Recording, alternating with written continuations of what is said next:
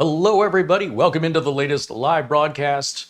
Today it's 12th of June, 2024. I'm CareyHolzman, and I scheduled the show a little bit later, but then I actually got everything up and running much sooner, and I thought, let's just kick it off.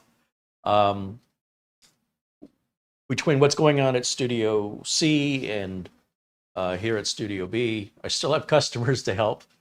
And a while back, this customer reached out with regards to their NASs no longer functioning. They just sort of put them on automatic, or their IT person did, and then they ignored them for years. And they eventually filled up and became completely useless.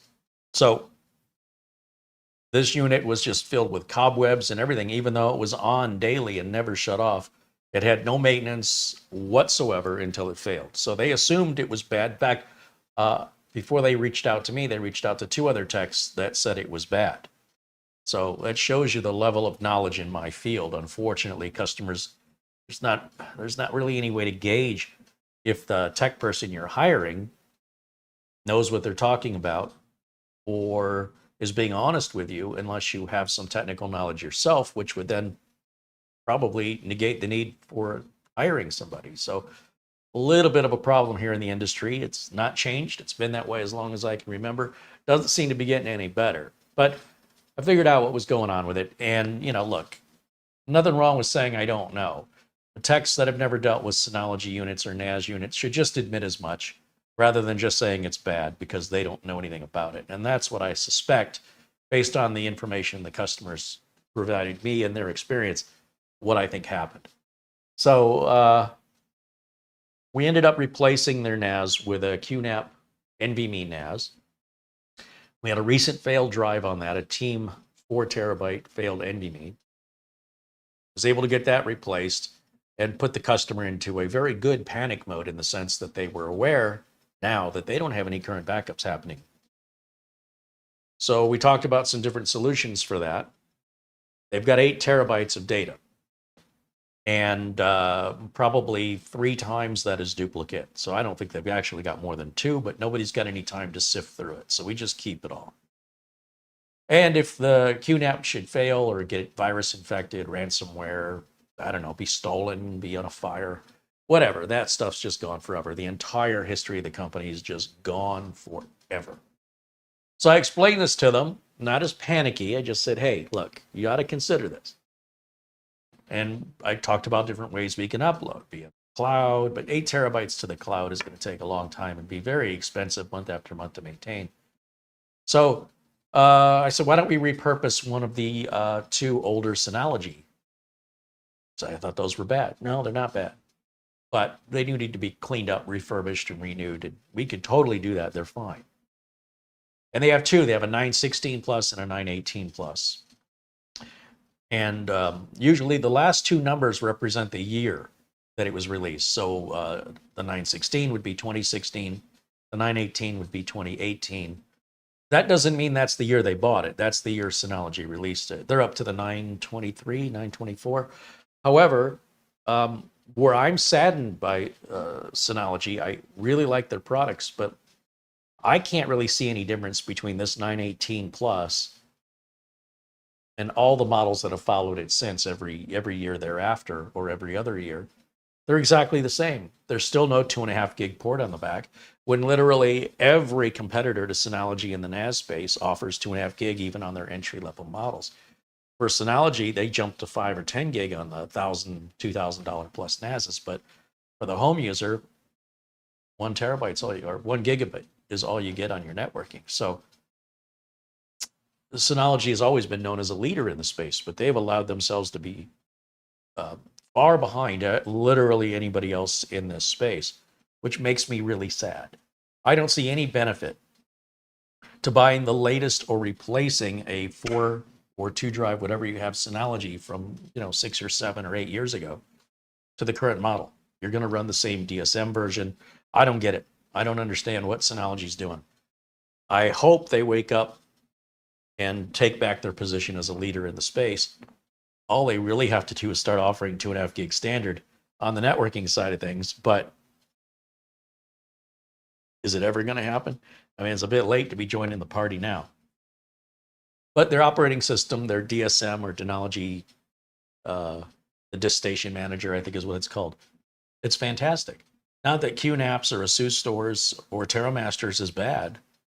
Synology's just a little bit better. And maybe I'm a little biased because I'm a bit more familiar with it, but it's one of the older, more polished ones. And as things age, in software and in hardware, they tend to get optimized and polished, which makes them better for me as a tech. Means fewer problems, happier customers.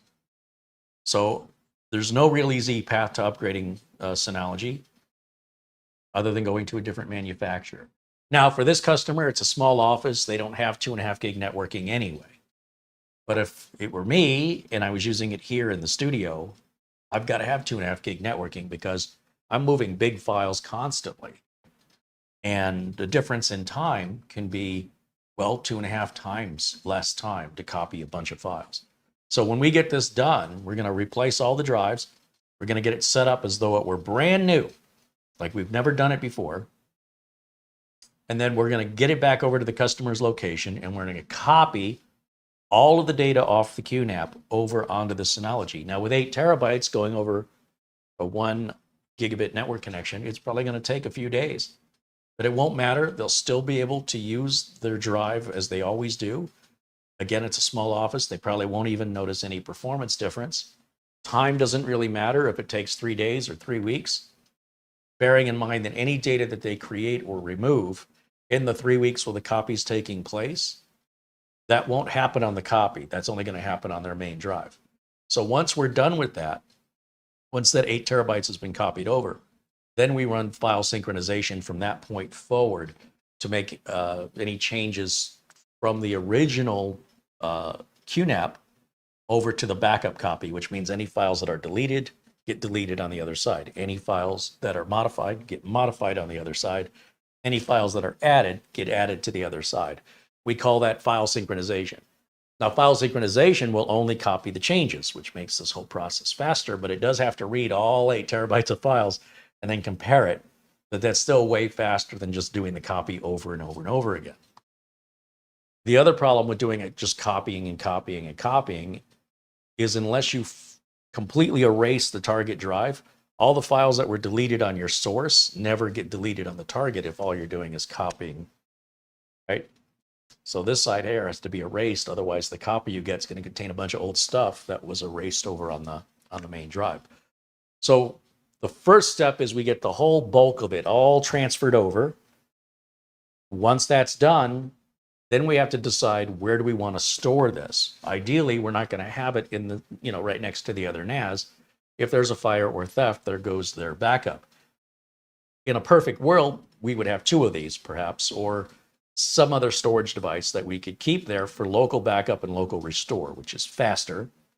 And one we would store offsite, whether that's one of the employees or owners' home, or it's something that I store and charge them for. But remember, it's my bandwidth that's going to have to get used to keep synchronizing the backup online. And that's assuming I have the bandwidth to do it. I don't have it here at Studio B, but at Studio C, might have the bandwidth to do it. And then I take responsibility for it. I'm liable for it. And I can also, keep an eye on it when it's there. So the customer and I are going to discuss all these options. That's step 3. So today we're on step 1. Step 2, once this is all ready, is to bring it over to the customer's office, let it copy. Once that's done, however many days that takes, step 3 will be where are we going to keep it? I kind of feel like we should probably keep it there and then do another one and then figure out where we want to put it for off-site backup. Remember, this is a company's entire business history. And not only is it important you have a backup, but that the backup is kept up to date. If the backup they made was 6 months ago, everything they've done in the last 6 months is gone. So that's something to keep in mind. Take a look here in the chat. Hello, everybody. Thanks for joining me on this last spur of the moment broadcast here. All my friends in blue and Gerardo Quintana Rue with a membership renewal now for 25 months. Right on. Thank you, Gerardo. He says, happy Wednesday. Back at you, my friend. David Graham with $2 in Super Chat. Thank you, David. Matthew Burton also renews membership. to 25 months now in a row. He says, lots of days ahead. Great to be here. Right on. Love it. Thank you so much. And yeah. So Greg wants to know, can you use this NAS for home cinema? Oh, easily. I mean, that's way overkill. But yeah, most NASs can run as a Plex server or as a media server easily. You wouldn't have to go this high end. Now, when I say this high end, this is still more or less entry level for a small business. And I've included some links in the video notes, but keep in mind, they don't make this model anymore. This is a 6-year-old NAS model. So if you look at Amazon, which I can bring up here, there is somebody still selling this 6-year-old model, and they've loaded it with a bunch of 8 terabyte drives and a 256 gig SSD for $1,300. But they make a 923. Is there a 924? Which is essentially the same thing. And you can get it diskless, meaning it's empty. You put your own drives in it.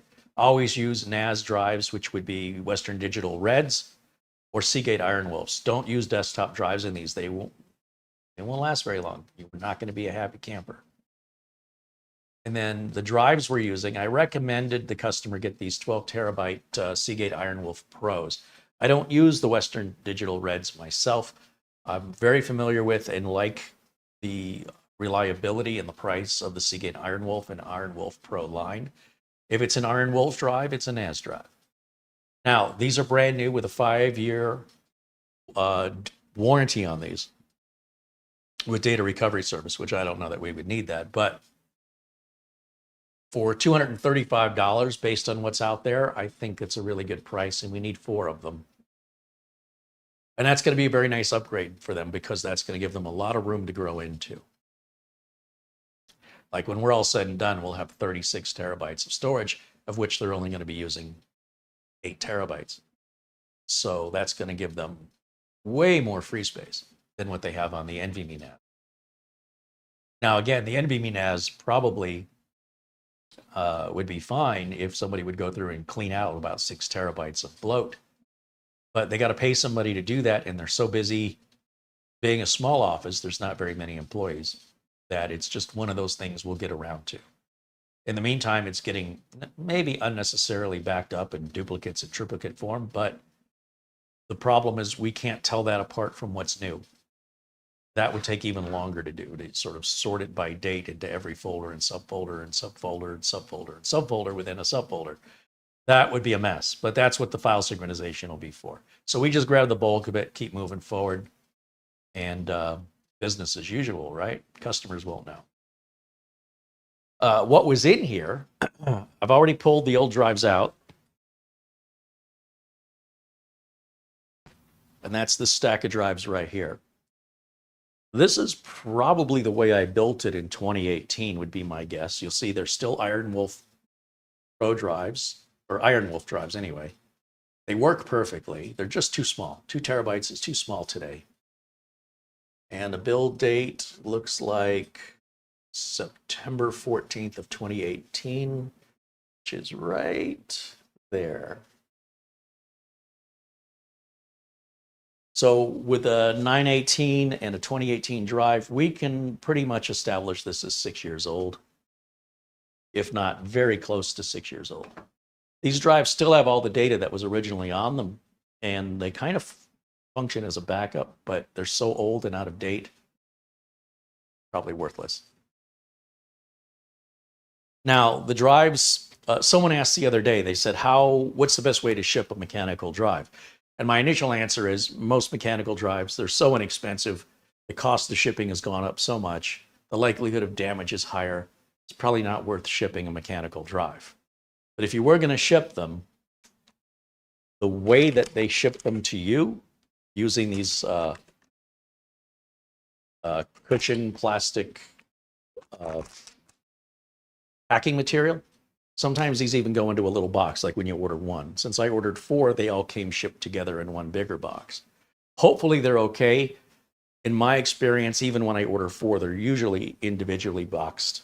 And if you're somebody who thinks you might ship a drive at some point, even if it means sending one of these back for warranty return, keep the box in these things because they'll fit any mechanical drive, not just from Seagate. Going back all the way to, you know, the 1980s, they're still the same size. Now, these are brand new. They just came in. And the first thing I have to do is put them, install each one into these bays. It doesn't matter which drive I put into which bay. We're going to set this up as though it was not 6 years old. We're going to set this up as though it was brand new and we just got a brand new NAS and brand new drives. And again, even if you ordered the newer model, nothing's any different. I mean, literally, so far as I can tell, apart from the processor and the amount of included RAM, you essentially have the exact same NAS.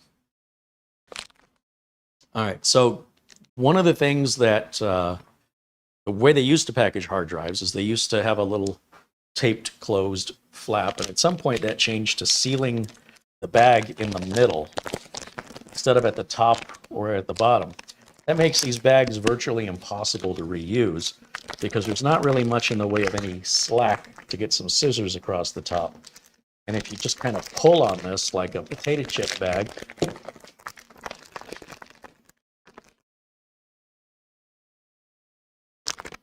just tear it open. But that makes it unrealistic to ever use again. I don't know why they did that. It's the only computer device I'm aware of where the bag is not just an open end on one side that's taped closed, or even possibly sealed closed. But you can see it's sealed on the lengthwise, where they used to seal it on the shorter end of it, top or bottom of it. Things change with time, I suppose. Sure, there's a cost-cutting measure there somewhere. The bottom of this drive barely has any circuit board on it at all.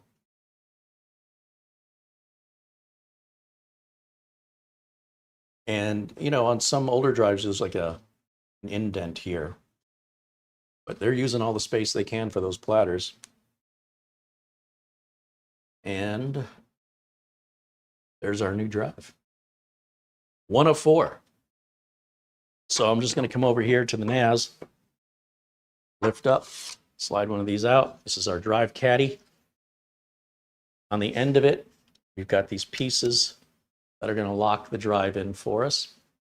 And if you watch any of my other NAS review videos, this is how they should be, in my opinion, regardless of who makes them. The beauty of this design is that if a drive should go out, you'll get a red light on the failed drive, 1, 2, 3, or 4.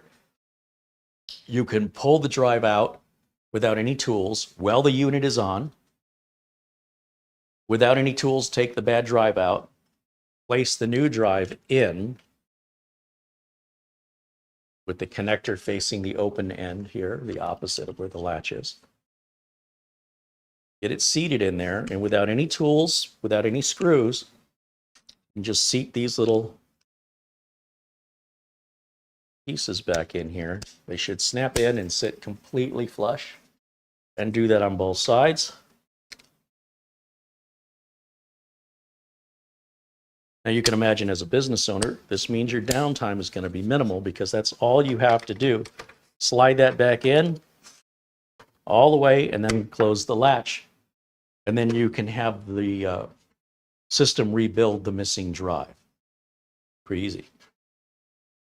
If there are NASs available for sale where you have to take a screwdriver and open the NAS up, it means you got to shut the NAS down. So like the NVMe QNAP, I have to shut the NAS down and I need a screwdriver to open it up. It'd be nice if you can slide the NASs in and out. Now QNAP does have a model that does that.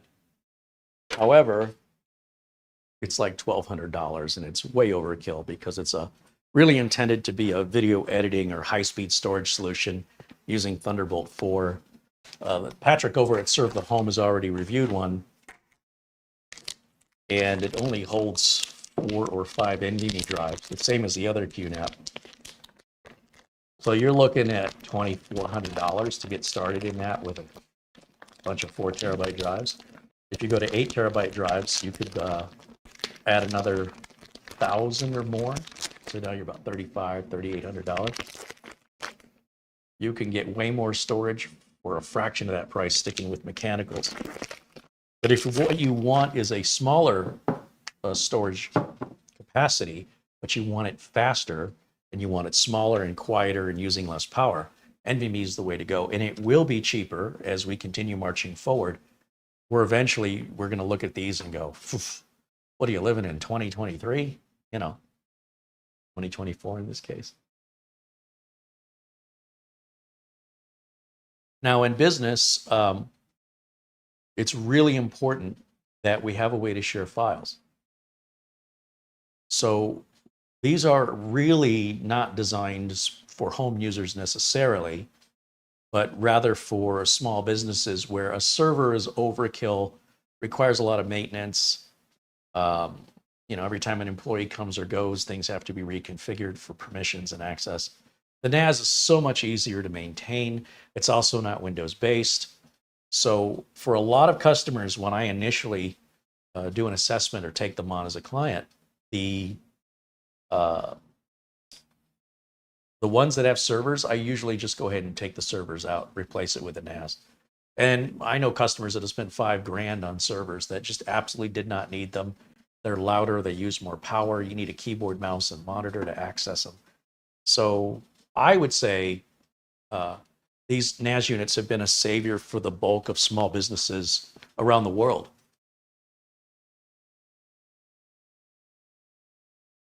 Not really something a home user would generally need unless you've got a lot of data. Maybe photographers, people like that could benefit from the storage capacity, but you'd be cheaper just to get yourself an external USB drive and back it up that way. This is really for sharing. This is for the ability of having multiple computers in one location. When you think of an office and you think about the kind of work they do, many employees may work on the same client's job, whatever the client's hiring them to do, regarding Word documents, PDF documents, Excel documents, tax documents. It really makes running a small business far more affordable, far more reliable than a server. And once a business hits about, 30 employees all needing to access something like this simultaneously, probably ready for a server. But not that you couldn't do it, just might be a little tedious, a little slow at times. All right, back over here.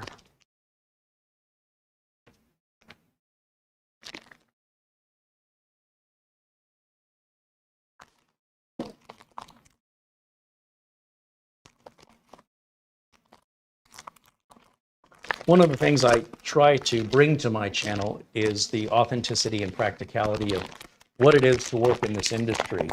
I think too many viewers on YouTube are just too impressionable with the number of creators who are just home users with no actual real experience in the industry. They just enjoy computers, and as much as I enjoy music, I'm not a musician, right?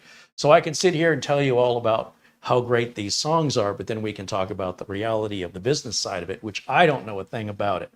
Might be the best song in the world to me, but to the artist, they might be working at Ace Hardware down the corner because they're just never made any money.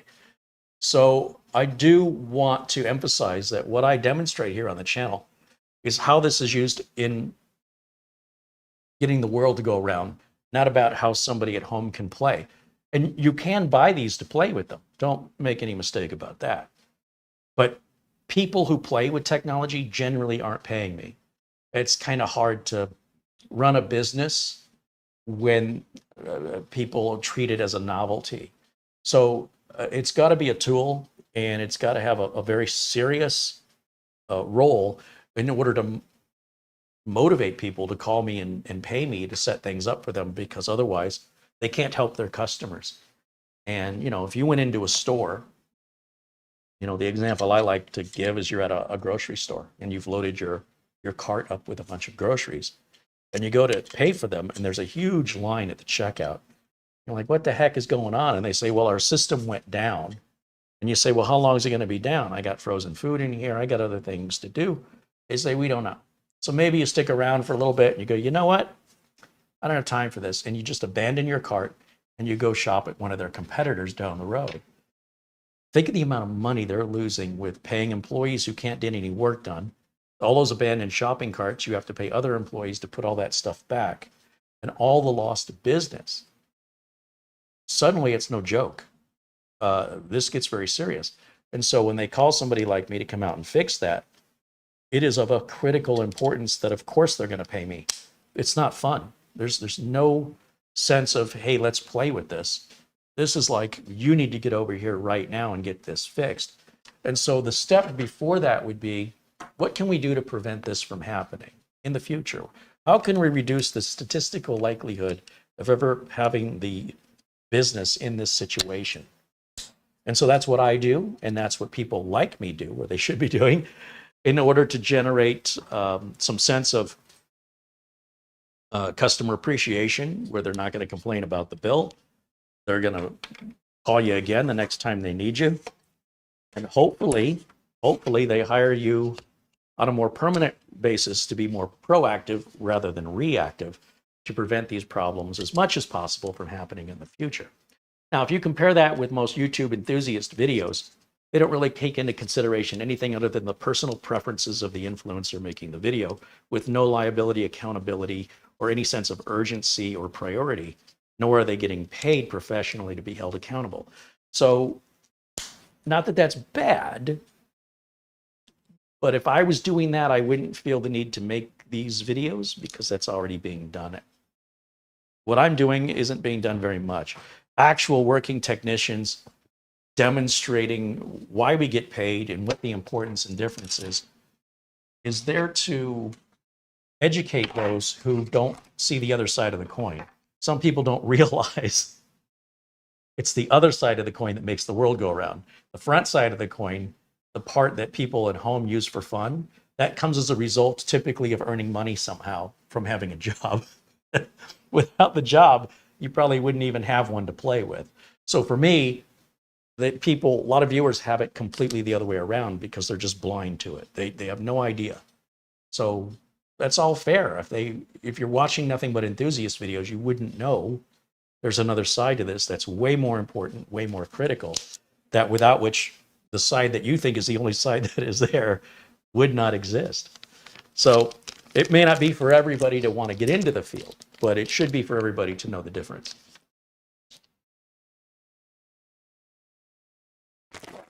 All right, we're on our last one here.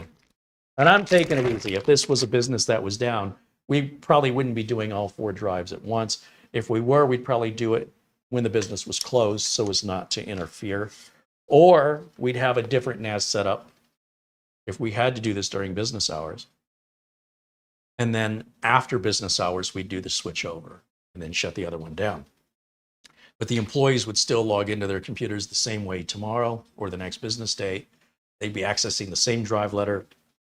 The employees would never know we went from one type of NAS to another, or from a smaller capacity to a larger, unless they were paying attention to the free space available. They'd have no idea.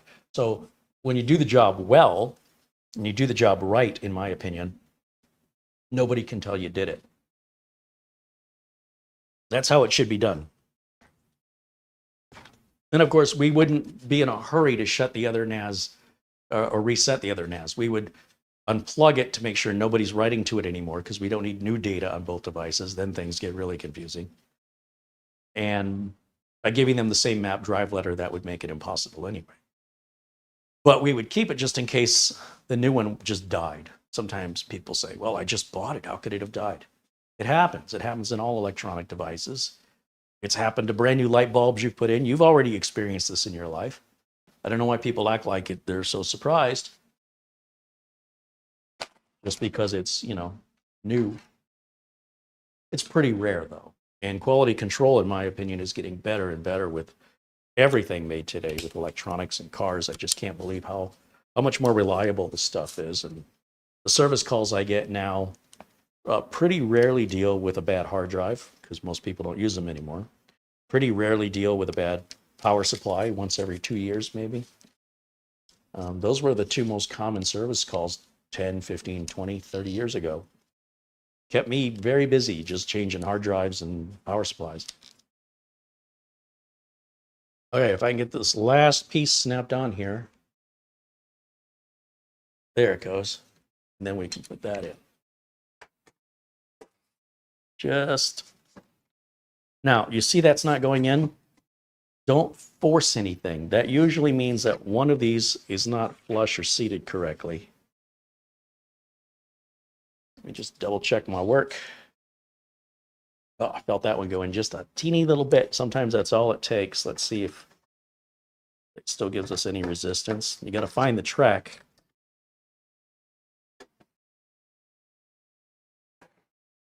Interesting. There is a little bit of a resistance right up here.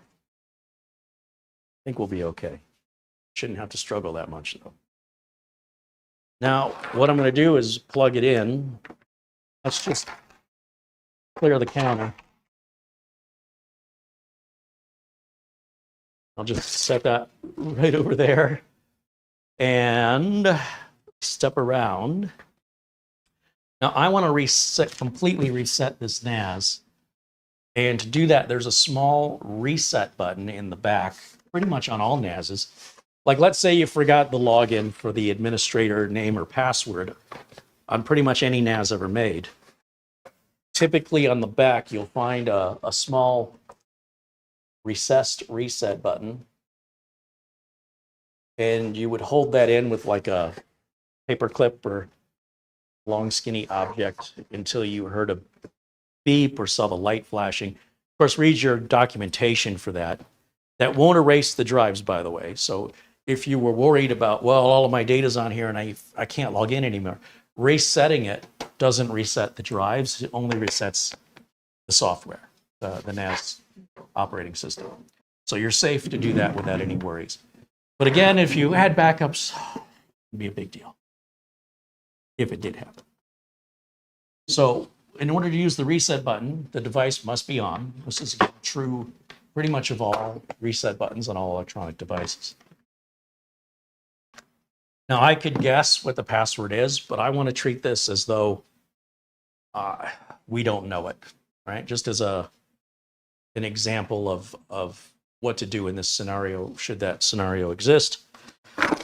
And I'll tell you what works really, really good as a reset tool are SIM card removal tools. With your smartphone, you might have been given in the box a little key-like device that looks like this. And I save these. And that's for putting your SIM card in. These work great as reset tools for a lot of different electronic devices that have that recessed reset switch, such as your router, numerous other devices. Amazon actually sells a little kit of these SIM card removal tools. I think you buy them 6 at a time. They're really easy to bend, and so I guess they're very easily destroyed, but I've never broken one. Just a little easier to use. They're very inexpensive. And then what I can do, if I turn this around here, then I'm going to need my glasses because this is really detailed work. Grab that. This right here, we have 2 small holes here. And this one says reset right above it. Just want to make sure. Okay, so it's neither of these little holes. These are like next to this red USB port down here. There's a teeny tiny little hole right next to the LAN port here. Let me bring it up a little closer. It's super tiny. I was thinking it was one of these holes. It's not. It's this little tiny hole right there. And it says reset just below it. And what I was doing with the little reset tool here, or my little SIM card removal tool, is when I put it in there, it just an empty hole. So I thought I'd try this one, and I can feel a button right there. That's what I want. So I'm going to turn this around for you in a second. And we're going to turn this on. First thing we need to verify is that all these drives are working, that nothing was damaged in shipping. So as this light blinks, we're going to start hearing these drives start to power up. Well, you probably won't hear it because my noise suppression is on with my AC. And so far I've got nothing. There it goes. I'm starting to hear a little chattering. And then we should see these lights. This is our status light, which is off.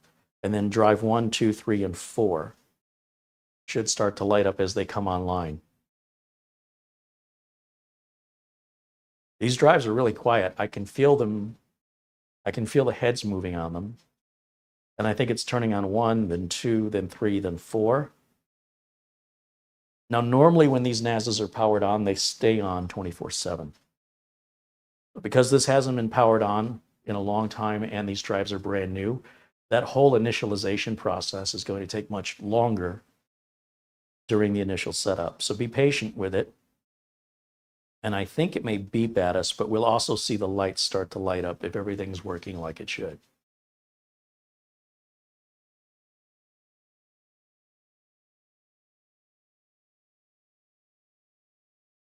I feel like this drive over here just kicked on. I think to avoid a power surge, it doesn't kick them all on at the same time, or at least that's how Synology's doing it. There we go. Now, with the drives kicked on, status light is blinking. Now it's going to take a look at each of these drives to determine if they're compatible. Right there. We get green lights across this area here. If one of the drives was bad or not detected properly, or we didn't have it seated all the way in, this light would be red and tell you exactly which drive it is. 1, 2, 3, or 4. Now, without any operating system on here, remember these are all blank drives, and I don't know the login name and password. So now is a good time for me to take my reset tool, plug it into the hole, and hold it in, usually about 8 to 10 seconds. Let's see. 1, 2, 3. Okay, it just beeped after 4 seconds or 5 seconds. And in theory, that should be resetting. That should take us to an out-of-the-box, very first time setup, just the same as we did 6 years ago when this was new. Then we start from scratch, completely from scratch. And that means we can verify everything's done right, rather than carrying over any settings 6 years ago that anybody could have modified, or maybe I forgot to set, or I didn't set right. Whatever, doesn't matter. We just start from scratch and make sure we set it up right the first time without any surprises down the road that, oh, I just assumed. No. That means a service call for me and inconvenience for my customer. Assumption's not good for anybody. Now, let me grab a laptop here, because what I want to do next is access the NAS. And I think the best way for me to do that will be, I've got this Ace Magic AX16 laptop, which should be great for this. And I need to plug the network in, which I could have done, I just forgot. And there's 2 networking ports on the back. It doesn't matter which one you use.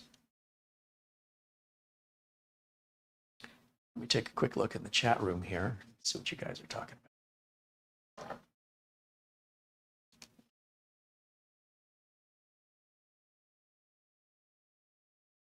"3D Everything is now a member for 25 months. All right. Thank you, 3D Everything.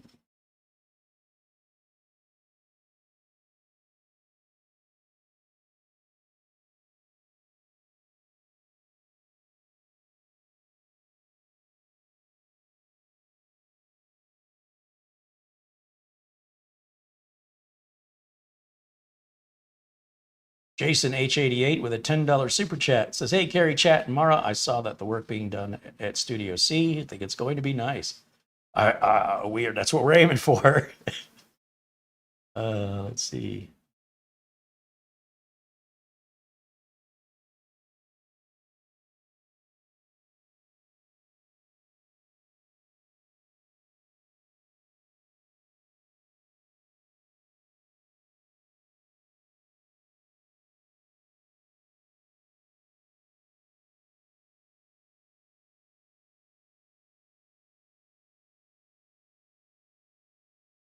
Ben Laird joins us from Scotland. There's Peter also joining us in, I believe it's Amsterdam, says hello.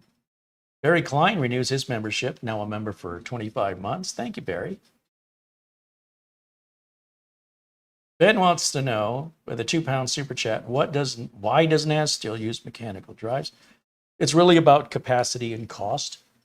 When you're dealing with a smaller capacity like these 2 terabyte drives, you might as well go NAS, NVMe.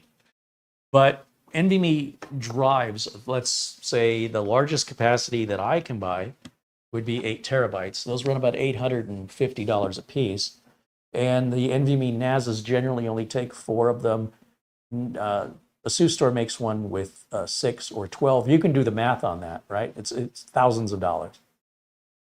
So for 80% less than that cost, you can go mechanical. 70% less. It's a significant savings. So when we want, let's take, for example, this customer situation. With the QNAP, when I recommended the NVMe QNAP for them, I thought they had about 2 terabytes of storage. And with 4 terabyte NVMe drives, it cost about the same as all this. But it's smaller, in theory, should last longer.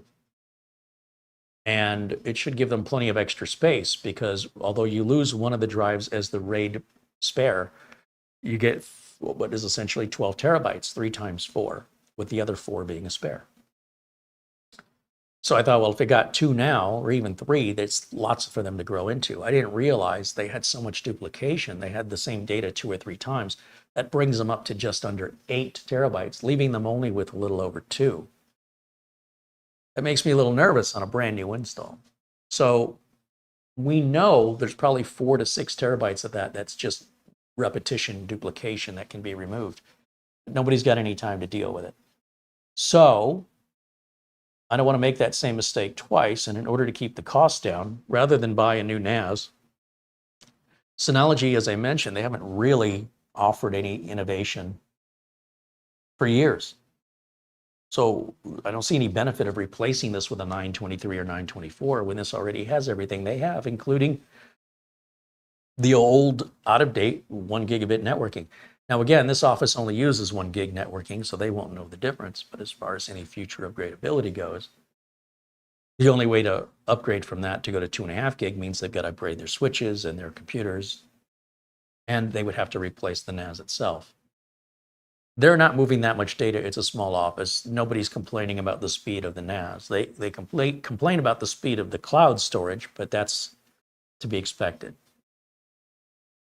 For me, I like the 2.5 gig. I move a lot of big video files. That, my YouTube files are massive, for example. For a lot of photographers, they're taking hundreds, if not 1,000 pictures per session, and they are often shooting in RAW format or some very large format, and they don't want to wait an hour for the data to transfer.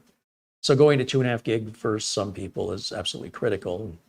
I mean, they've got 25 gigabit ports now. So if you got the money, it just depends on how much advantage that would give to you if you're only moving small files infrequently, or even large files infrequently. It's not a big deal to keep it at 1 gig. But if 2.5 gig essentially costs the same, why not?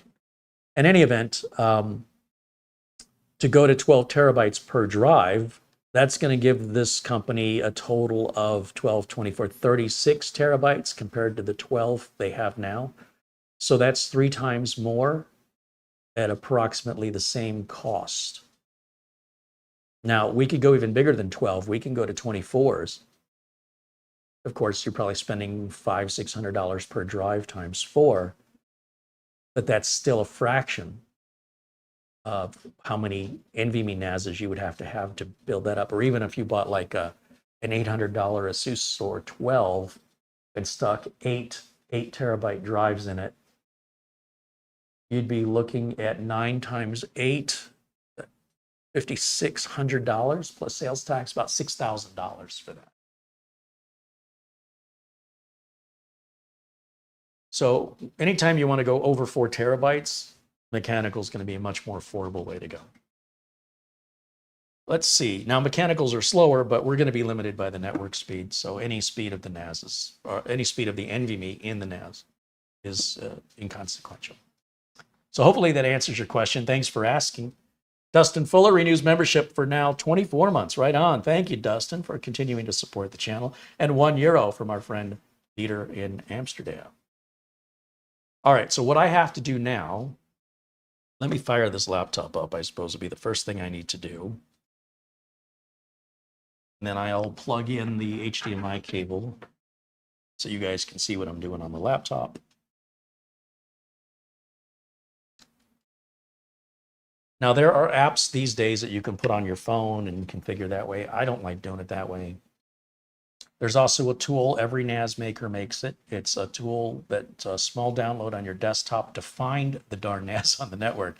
So if it's QNAP or ASUS Store, Synology, or TerraMaster, when you go to their website, you look for their Finder application or Assistant application. It'll scan your network to find the IP address that was assigned to this from your network.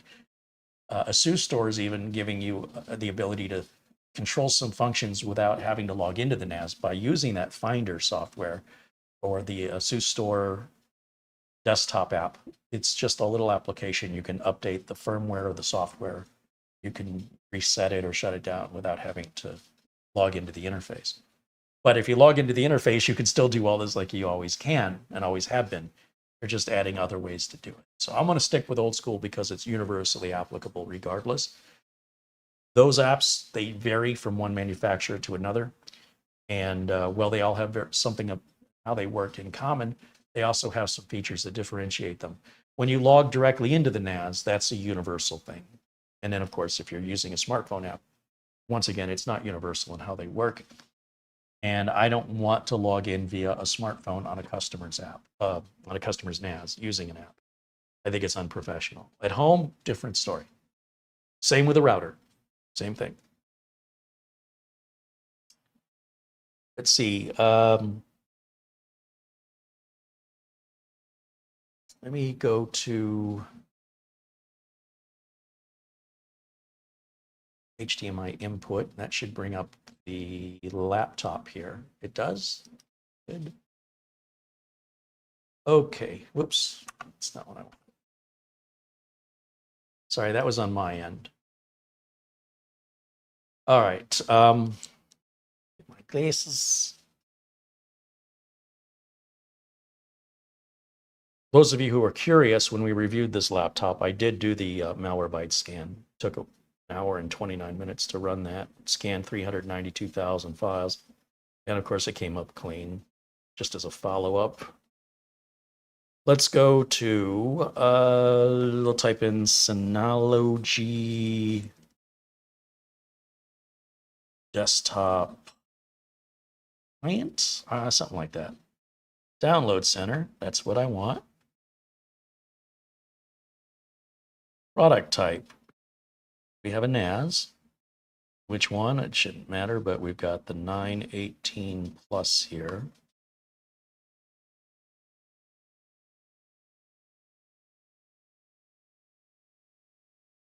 DS, come on, should be.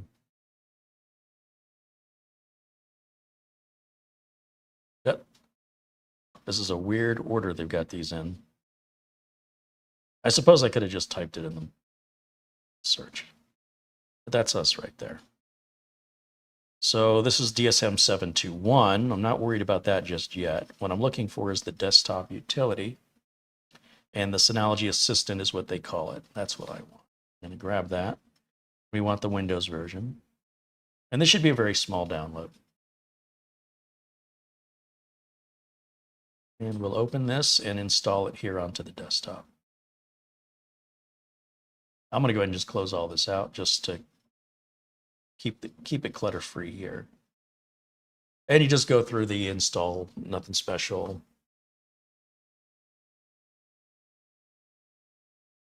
Nothing to uncheck or change, just stick with all the defaults. And then we'll start that software and it should scan the network and find, we have to allow firewall access. And it should find this NAS, I hope.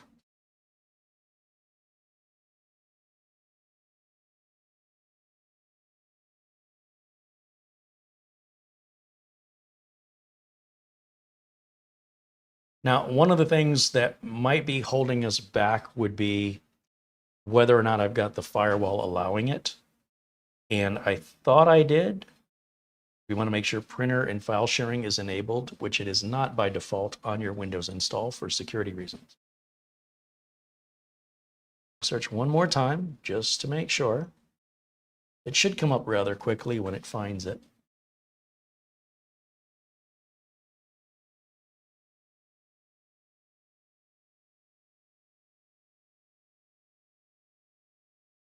Yeah, see, it came up that time. So that's what I want. And we'll just double click it. Agree to the end user license agreement here, so that we had a choice. And it opens the web browser and takes us to the login page. And this is the very first login page. If you were unboxing a brand new Synology, this is what it would look like. So apparently our reset did the trick. I'm going to hit install. Now, it says you can download a DSM patch or manually update a PAT file from your computer. I don't think we need to do any of this. I think we can just hit next. Oh, maybe not. Maybe not. Download a DSM patch from the Synology Download Center. Thought I did this all automatically. But the DSM 721 is what it's asking for. Now, this is a bigger download. So we're going to go ahead and grab this. It's 371 megabytes. And because there's no drives in this, we have to put an operating system on it before we can even begin to configure the unit to what kind of RAID we want or what kind of access we want. First and foremost, you need the operating system put on. And we don't want to put on an old one. I thought that this would actually put a version of the DSM on there. But maybe I'm a little spoiled with the newer models, or maybe I'm impatient and it was actually doing that in the background. It's just that my internet connection is so slow. I'm not sure, but we're going to make sure for certain by just doing it ourselves. So once we have this file, this PAT file, we'll be able then to upload it to the Synology NAS. That will essentially be like an install of Windows, if you will. You know how we go through the installation process of Windows? Well, this is the installation process of the Synology operating system. Because remember, all those drives we installed, those are bare. They have no partition, no data. They're completely blank. So we have to put an operating system, just like when we build a computer and we put a brand new drive in it. Until we install Windows, it's completely blank without partitions or formatting, let alone the operating system that then allows you to install drivers and, get to work, if you will. And this is the same thing, only it's a Linux-based operating system, disguised or covered up as a Synology operating system. So you don't have all the power of a basic Linux install, but you have everything optimized for NAS usage.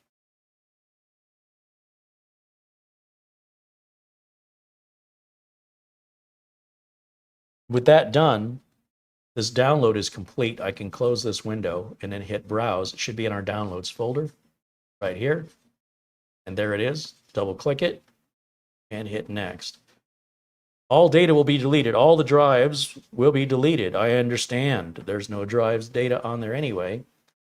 And then it says, to continue, please type your product model in the field below, which is DS918 Plus. I guess they want to make sure you're not a bot.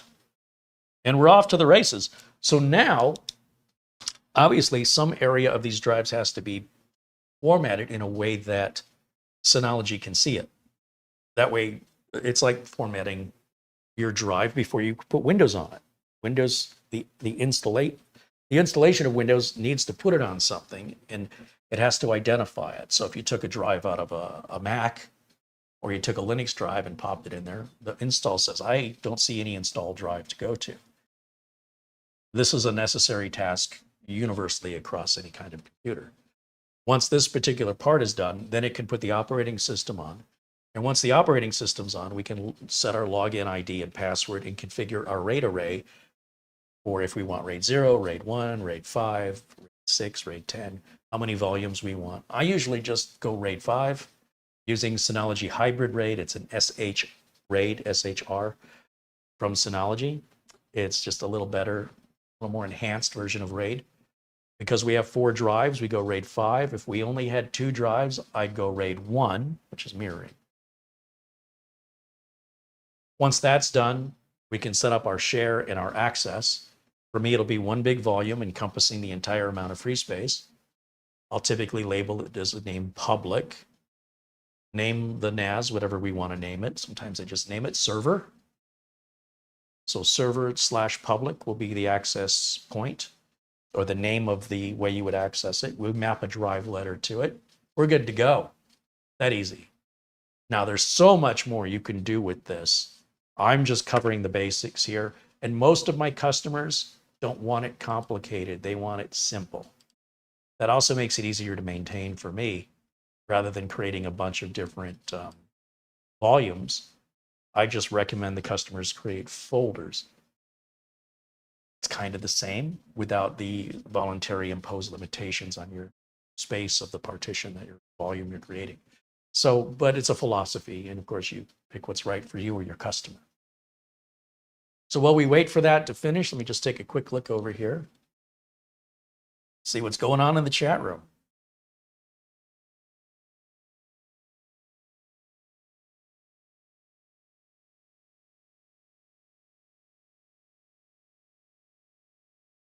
Got some SAS drives. Like Arana says, it won't work in a typical consumer NAS or desktop PC. Well, if it's a desktop PC, you can buy an add-in card that you can plug an SAS drive into. That's not a big deal.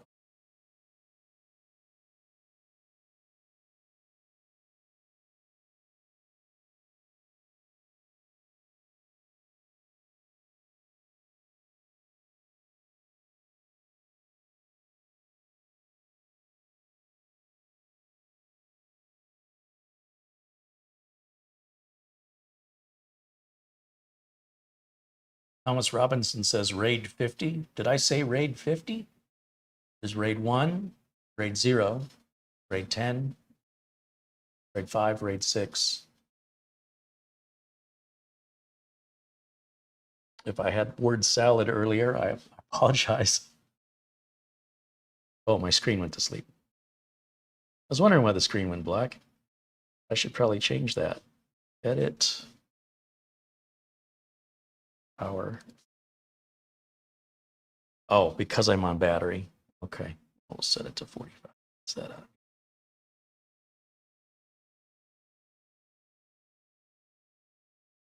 Michael Brown joins us in the chat. Welcome in, Michael. Ben Laird said, I never have used a RAID. Do you need it for a home PC? No, again, Ben, this is for business. Whether or not you need something versus want something is ultimately up to you. I can't tell you what you need or what you can afford. It's not a backup solution. So, and I certainly would not recommend it in a desktop computer. But for home lab and enthusiasts who want something to do, and it's a toy, it's something to play with, you know, no rules apply to you. But when it's a business, it's just not a good business practice in 2023, or 2024, nor has it been for a long time.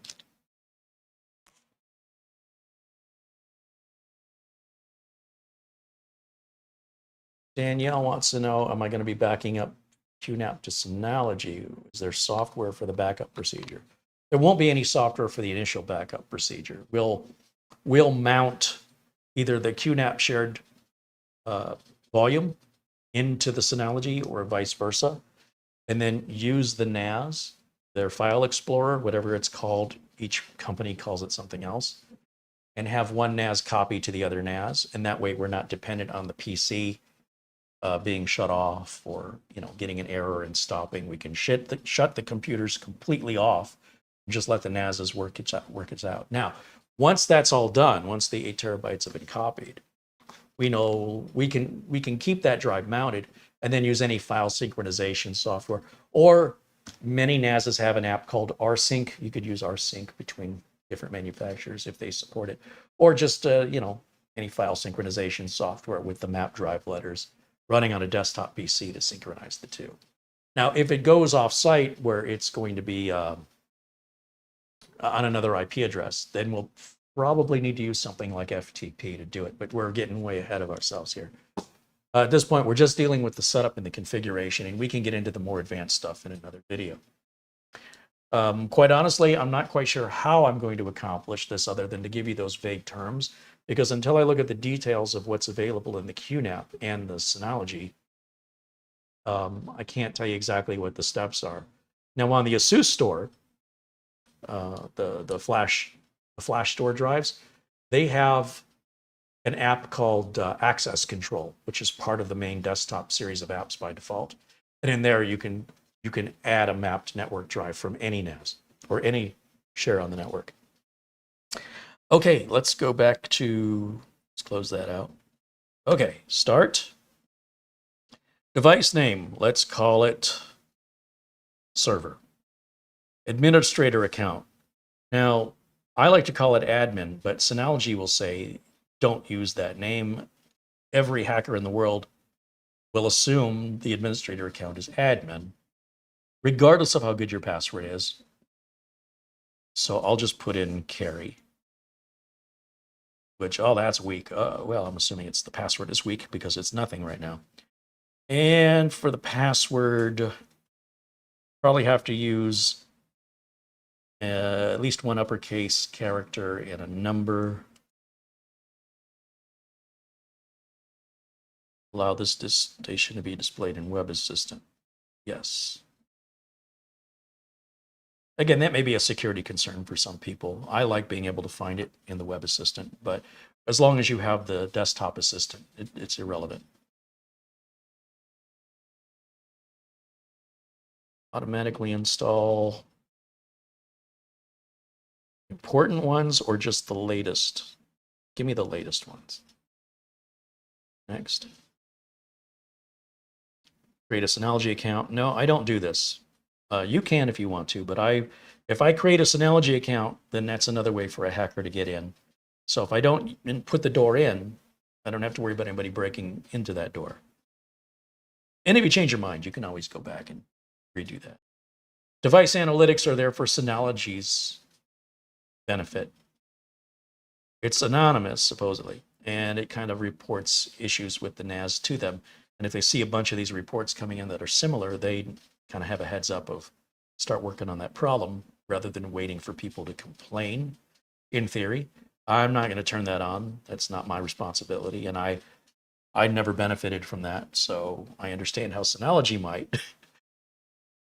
This Synology Drive Server Office and Photos is if you want to access the NAS from outside of the building.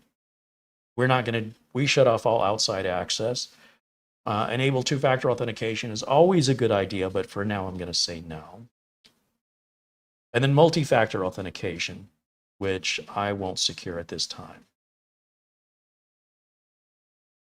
Again, more important is the size of the office and whether or not you're allowing outside access. I do not allow any outside access into these NASs.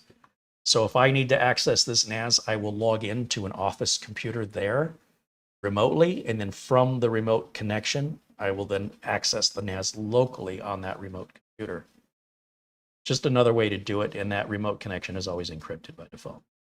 Now it says you should create a storage pool and a volume. Perfect, that's what we wanted to do next anyway. It says before data can be stored, you know what? I can get rid of my little camera one up here because I'm just a distraction. Before data can be stored on your disk station, please create at least one volume and one storage pool. Storage pool is created through the aggregation of one or more multiple drives, and a volume is then created on the storage pool. And that's where all your data is going to be stored. And hit start the wizard up, and it'll walk you through. So SHR is the kind of RAID we want. That's a Synology hybrid RAID. Now you can default to that, right? And it's going to choose what's best. But I already know I want a RAID 5. The benefit of the SHR RAID is it should make RAID 5 for us automatically. This is the recommended RAID for beginners. It allows you to combine drives of different sizes in the future to optimize volume size. That's not really important to me for this business. SHR2 then is a minimum 4 drives with 2 drive tolerance, which again, 2 drive tolerance in this customer's case would be okay. It's going to result in a smaller volume being available. Debates. Or we can just stick with the default RAID 5. And that's going to give us the access of 3 drives with any of the one extra, one spare, regardless of which one it is. It just happens automatically. Any drive can fail. Every drive is a spare drive in a RAID 5. One of them. And it doesn't matter which one. At any point, drive 1, drive 2, drive 3, or drive 4 could fail. And that's why it says drive fault tolerance is 1. But let's stick with the Synology hybrid RAID. Drive tolerance is 1, same as RAID 5. Let's see what it does here. Next, we want to select every drive to be in this array, and it's recognizing them correct. Estimated capacity will be 32.7 terabytes. Remember, we lose one as a spare. That's why it's 10 terabytes short.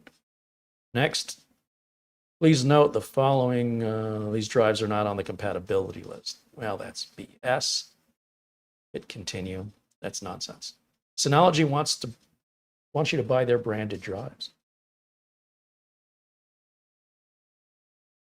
We're going to max this out. And the volume description is optional. I'll leave it blank. BTRFS, the B-tree file system, is what you want. ext4 is the old Linux-based system. This is much more robust. It's faster. It's more optimized. Butterfuss. Next. Okay, so the RAID type is basically going to be a RAID 5, even though it's kind of undescriptive as SHR, Synology Hybrid RAID. We do have the 3 drive capacity with 1 spare, the same as RAID 5. With the option that in an emergency, if we had a drive of a different size, we could slap it in there and it would be okay. RAID 5, you'd need a drive of at least the same size or larger. I'll hit apply. All the data is going to be erased. Are you sure? Yeah, they're brand new drives. They don't have any data on them. So that just creates the storage pool. And then within that, we can create a volume or multiple volumes. And we can even restrict access based on username and password if we turn that on, that only certain people can access certain volumes, such as maybe you don't want your employees looking at payroll, but you need your HR department to have access to payroll. So people that logged in as HR employees with their unique name and password would see data other people couldn't see. Again, we won't do anything like that for my customers. They're not that big. You can set up email notifications. This is for maintenance to let you know things are going, and you can set things like data scrubbing and other maintenance things that you want to report back, drive status. Any issues that should just happen, you want to know about. If the drive should lose power as soon as it turns on again, it'll email the person to say, hey, I just got turned on because I was turned off, and it'll tell you. It may not know when it was turned off, but it can tell you when it was turned back on. And it just alerts anybody who's watching it and not ignoring it to potential upcoming problems or existing problems, rather than waiting for the customer to complain. You can know about it immediately if you turn that feature on. Now, this whole process of verifying the drives is going to take a good day. However, we can continue using this NAS while it's doing this. The data scrubbing should be done, I don't know, twice a year, they say. I'll turn it on monthly, but I save all this for later. Now, as far as the volume goes, let's see, storage. Click on storage here. This does have 2 NVMe drive slots underneath the NAS. There's a little access door, which you could use as SSD caching, which I think would be useless for this customer, but it's an option you can consider if you want to spend some more money on some drives for caching purposes. You're still going to be on a 1 gigabit network connection, so I'm not quite sure how much benefit there is to that. So our storage pool is being created, or it's already created. It's verified. And these are the drives in the order 1, 2, 3, 4, visually represented here.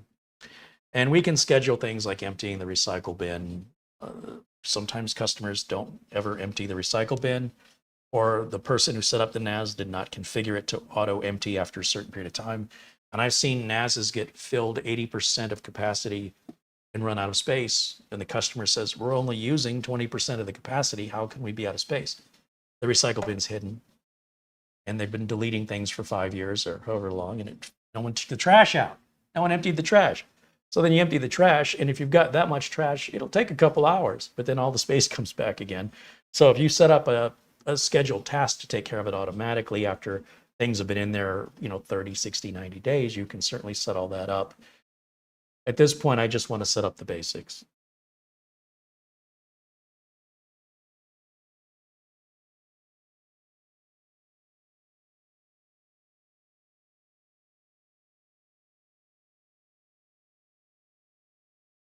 Now, if we close this out, this will continue to run. This is what a Synology DSM desktop interface looks like. And there's one icon I like to add down here, which is storage. They give you the control panel in the file station and the package center. I don't really use anything out of the package center. But here I want storage manager, which is right here. Do I right click? Yeah, and then add it to the desktop. I don't want to have to hunt for it. Now, storage manager takes us right back to where we were here. All right, that's just a personal preference of mine. We can go to the control panel and then click on shared folder. And this is where we're going to create, for me anyway, one giant folder for that 32 terabytes we have. So we're going to create a shared folder, and I'm going to call it public. It's going to be on volume 1. We can enable the recycle bin and restrict access to the admins only. That means you better schedule the emptying, or somebody better keep an eye on it at least once or twice a year, or turn it off. But I think it's a good idea to have it on, and hit next. Now you can encrypt the volume if you want to. However, being a RAID array, the data is more or less lost unless you have at least 3 of the drives and the ability to read them. When you encrypt it, you're going to slow it down.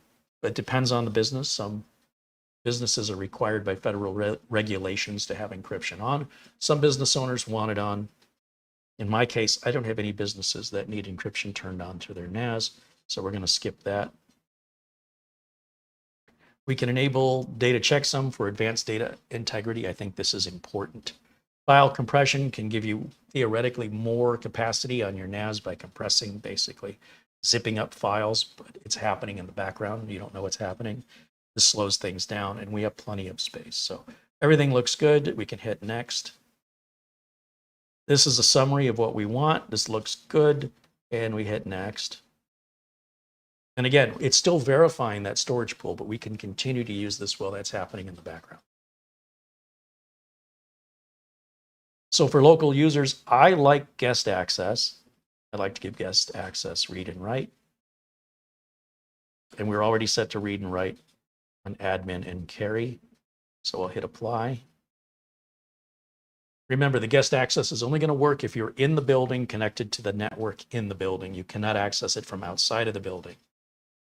Otherwise, people would be worried about a security concern. But at that point, if somebody's in the building, you have a whole different security concern. At least if somebody's in there that shouldn't be. And with encryption, you absolutely want to make sure, you absolutely want to make sure that you make a backup of your key, or you could be in a lot of trouble when you have terabytes and terabytes of data that's physically there and fine, but don't have the key to get it back. That sucks, because then nobody can really get it back. It's that secure. It's like locking your car keys in your trunk. I hope you have a spare key. So that's making a spare key that for you to put away somewhere off of the NAS, obviously.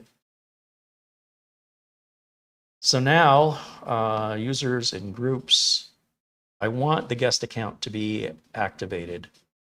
It's deactivated for security.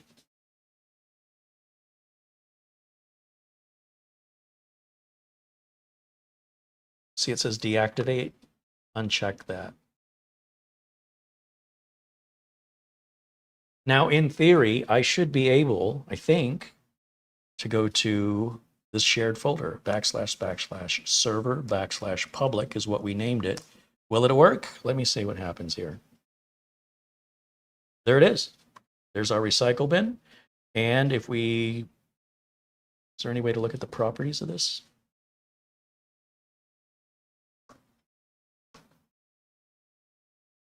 We could map this. How am I going to map this? We know it works. Everything's good to go. In fact, I can close all this out now and let it just run. And we'll just bring up this PC here, and we'll click on the 3 dots, map a network drive. I usually, well, that's my NAS there. So we'll call this Y, but this only affects the desktop. I could call it a different drive letter on every computer in the office and really confuse the employees. I usually pick Z. You can see I'm using Z for myself. We might be able to browse for it and find it manually, or I can just type it in directly, server/public, just like I did before, and then have it automatically reconnect every time the computer starts. When it does that, it's as if we've added a new hard drive to the inside of our computer. So now when I go to this PC, you'll see my NAS is turned off. That's why there's a big X on it. But if you look here, there is 31.4 terabytes free. The only difference is there's no way I could put 31 terabytes into this laptop, okay? But by having it on the NAS, it's like having it in the laptop. And even better, if I have multiple laptops or desktops throughout the house or in the office, everybody can see this, or whoever I want. Like right now, guest access is on. So as long as you're on my network, you can see and share the data. So Word documents, PDF files, Excel spreadsheets, movies, music, photos, any data that you would store on your computer, you can store on your computer on the network and then have access to it if you choose while you're away to create what we call your own cloud. You don't have to pay for Google Drive or Microsoft OneDrive. You can have your own secure cloud. But I want to emphasize, this is not a backup. So if anything happens to this, you have potentially 32 terabytes gone. It could be ransomware, a virus, an accidental deletion, a power spike. Use your imagination. It'll always be unexpected. So once you have this all, like once we have the 8 terabytes copied over to it, we still need a backup. So the QNAP is the original source of the files. This will be a backup of those files. And we want to have an on-site and an off-site backup. On-site is probably what you're going to use the most often, probably. But that's like me rolling dice and telling you you're probably going to get a 4, right? It's just, from my experience in the industry, it's pretty rare we need to go to an off-site backup. We have needed to do it, for sure. I had a Seagate branded, Seagate? The Black Armor NAS was just terrible. And the whole thing corrupted. The entire thing corrupted. Nobody can tell me why. Nothing was recoverable. All the drives were fine. It makes no sense. Needless to say, those drives, those NASs aren't made anymore, and for good reason. It was also a DOS-based, text-based interface. Not DOS, but reminds me of DOS. Whereas now you look at the interface, it's all graphical user interface like Windows. Click on the picture. Much nicer.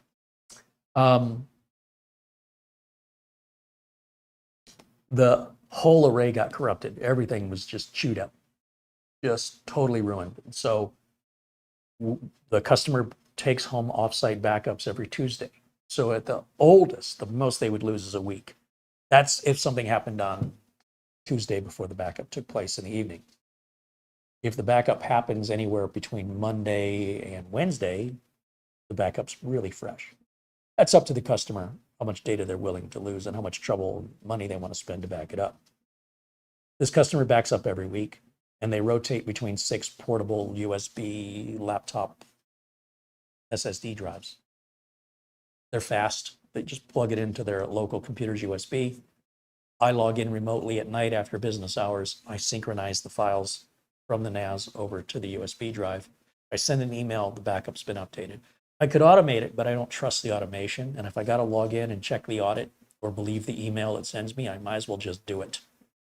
So I'm a bit old school and control freak, and I want to make sure it gets done right. I want to verify the summary before the synchronization starts, that nothing looks suspicious, like there's 100 new gigs of data all of a sudden, or there's 100 gigs of data just being deleted. I think we're going to postpone the backup and verify that wasn't a mistake and give an opportunity to correct that before we update the backup, even though this customer has 6 weeks of backup. But that would be potentially 2 weeks loss if we had to recover. Long story short, this was a rare occasion where we needed the offsite backup, put a Synology in, new drives were put in, did all this, restored back from the USB drive that we were backing up, the most recent, in full. And the customer lost maybe 2 days of data, which they thought was no big deal at all. Phew. So we want to have the offsite and we want to have the onsite. The onsite's going to be faster if we need it. That's the one you're going to need probably more often when the rare occasion occurs that you need it. And the offsite is there in case something happens at the building, a virus, a theft, a fire, a flood. Some employee is pissed off and deletes everything, sabotaging the company. No big deal. We got it offsite. So think harder, employee. We're protecting against every possible contingency of what can go wrong to ensure that no matter what, we're covered. Now, if something happens where the offsite backup is both destroyed as well as the onsite backup and they're miles apart, something tells me your own physical survival is probably at stake and the data doesn't matter anymore. That would suggest to me apocalypse. There's no sense preparing for that because I don't think you're really going to care at that point. You'll have other priorities like, surviving.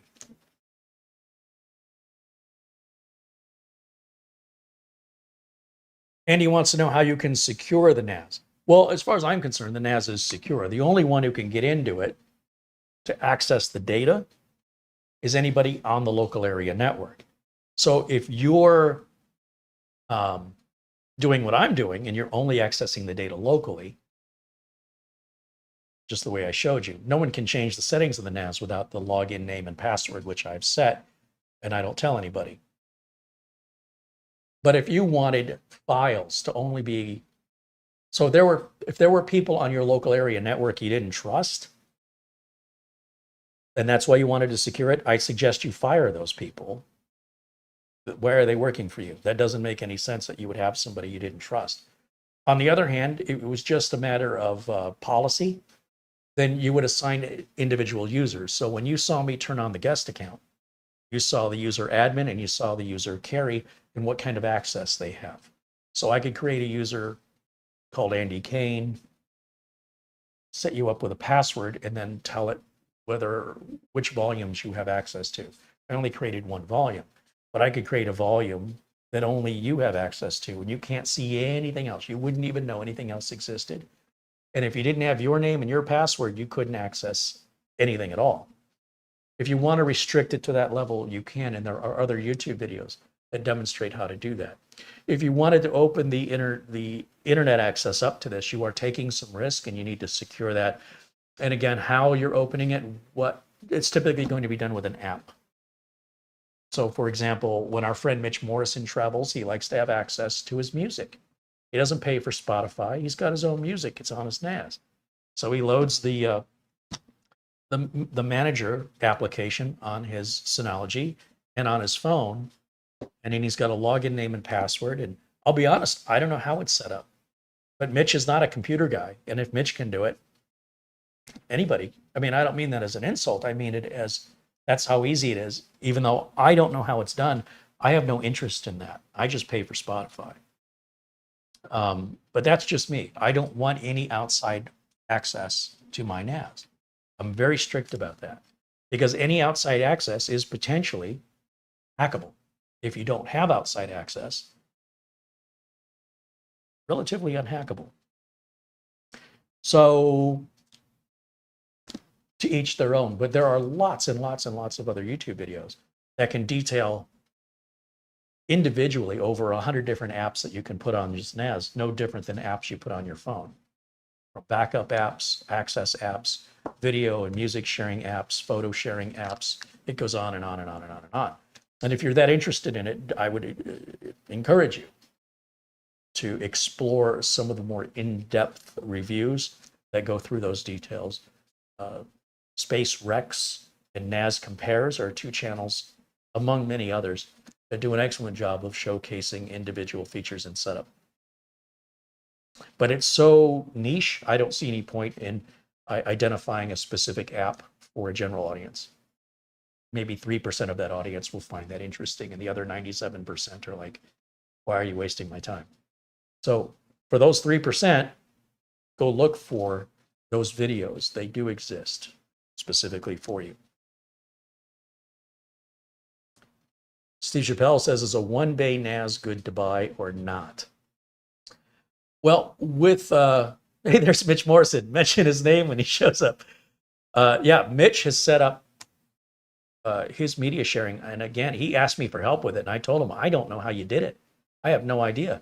But if you did it before, I guarantee you can do it again. And then like within 20 minutes, 10 minutes, he called me back. He goes, oh, never mind. I figured it out. Okay. I still don't know what he did. I don't really care because I don't use mine that way. But it's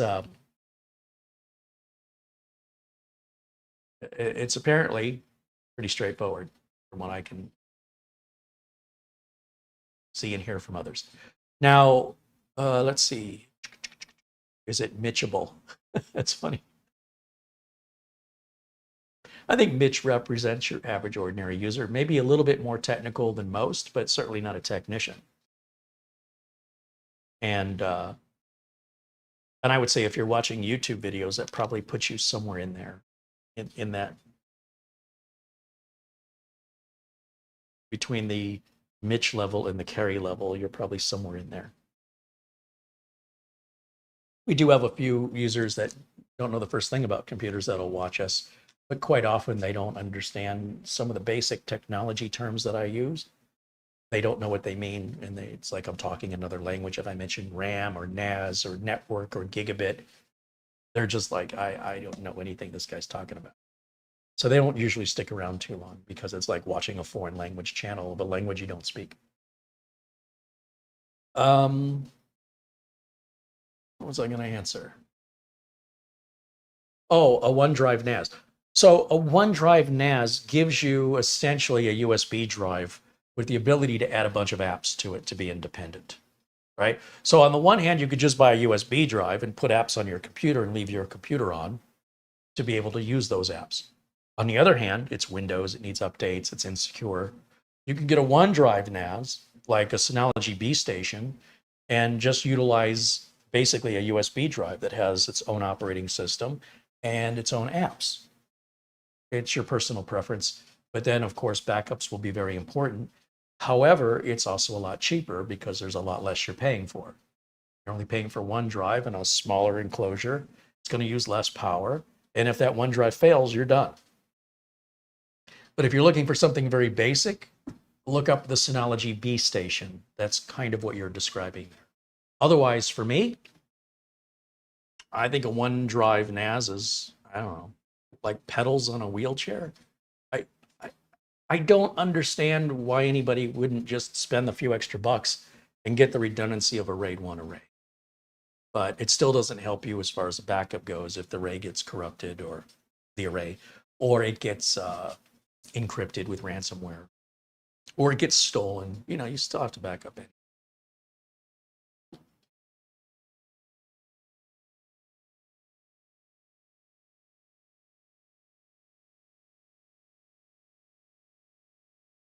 At this point, we're done.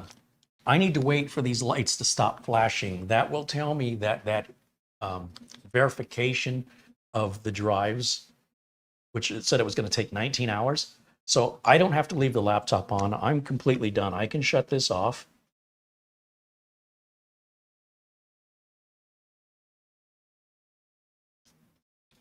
And just waiting for my power light to go out. There it goes. This back. I'll get some Post-it notes, and I will label each of these drives in the order that they're in, 1, 2, 3, and 4, in case they have to be put back with the customer's name. I'll give them back to the customer. They can do whatever they want with them. I think the data's too old to be useful anyway, but I don't want them. Done with the laptop, I can put this away. And I can literally get on with my life and, you know, just kind of look in on this. And if I notice the lights are flashing, it's still working. I don't have to log in and check it. When it's done, those lights won't be flashing like that anymore. And at that point, it's ready to be turned over to the customer. Now, once we get it back in the office on the same network with the QNAP, I'll log into it and I will mount either the QNAP shared folder or the Synology shared folder, depending on which one, into the NAS itself. This is particularly important for me because when we're moving that much data, I don't want any Windows errors to occur. I don't want a Windows update to take process at night and it restarts and the whole copy gets aborted. So also, if I wanted to copy the data from, let's say they were, I want you to picture this in your head. Let's say there are two NASs here on the desk. One's an ASUS store, one's a QNAP. It doesn't matter. One's brand new and one's 10 years old. And let's just say, it doesn't even matter how old they are. Let's say they've got 2.5 gig networking in the back. I've got a 2.5 gig switch in my router. And I go and I take that laptop that's on Wi-Fi. I say I want to copy all the terabytes from the old NAS over to this new NAS. It's going to run at Wi-Fi speed. Basically, the Wi-Fi computer is going to grab the file from one NAS, Wi-Fi to the laptop, and then back out to the destination. So where's my 2.5 gig networking? Well, it's not any faster than the slowest one in the chain. So by mounting the other NAS drive into one or the other, I can copy using the NAS file system that I was logged into and showing you. We go into the File Explorer. We do the same copy, but now without the middleman, without the Wi-Fi middleman. With the Wi-Fi middleman, I'm getting about 50 megabytes per second. That's terrible. On a 1 terabyte wired LAN connection, you should be about 120, maybe 130. So I'm less than half of 1 terabyte. If a 2.5 terabyte connection is 2.5 times that, we should be getting about 250, 260, 230 minimum, 230 megabytes per second. That's nearly 5 times faster. So to move a few terabytes using Windows means the computer has to be on the entire time and not interrupted. And because it's Wi-Fi, it's going to run at the Wi-Fi speed. But if I can go from one 2.5 gig NAS to the other 2.5 gig NAS, I only use the laptop to log into the interface, tell the interface, copy this stuff over here, and then I can see the lights go into work on both NASs and shut the laptop down. When I see the light stop blinking, I know it's done. And then I can also check, it'll tell me the speed at which it's moving, just like Windows does. It'll say, hey, I'm moving the data at 230 megabytes per second. Well, that's way better than 50. I just cut the amount of time it's going to take by about 75%. Now, there's nothing wrong with doing it the other way. If you got all day, if it's going to take a week, it'll take a week, I guess. I'd rather get it done. How you map the drive in each NAS depends on the operating system. So again, with ASUS Store, there's something called Access Control. It's an app right on the desktop of the ASUS Store login. With Synology and QNAP and TerraMaster, I'm not sure yet, but I'm sure that there are already videos or discussions on Reddit that detail how to do that for those of you. And I'm sure there's this many of you watching that would apply to. But just to plant that idea in your head that that's an option to consider if you want to get it done faster.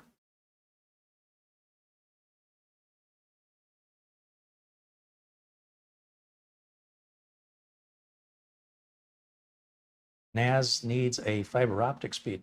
Well, the mechanical drives can't really operate any faster than that. So you need to consider we can't go faster. Like you could have a Ferrari and get on the freeway at rush hour. You're not going any faster than everybody else. You might have a Ferrari that's capable, but that's provided that the road and the weather and the traffic all align so that you're free to be able to open that up. So even if we did have a fiber optic cable, it would be a complete waste of money. Even if we went to NVMe drives, they're only running at ×1 or ×2 speeds, tops. So you're going to get an improvement, don't get me wrong, but you're not at fiber optic levels even then. At that point, when you want to go fiber optic, you need to spend tens of thousands of dollars to get much higher end enterprise corporate level equipment that is not easy to set up, not easy to maintain, and requires an awful lot of money, time, and technical knowledge to get that all set up, and really impractical for a YouTube video. Anybody doing that kind of work should have an education and a certification and shouldn't be watching YouTube videos to learn how to spend $15,000 or $30,000 on high-end networking equipment and then they don't know how to use it. It doesn't make sense. 10 years from now, maybe a different story.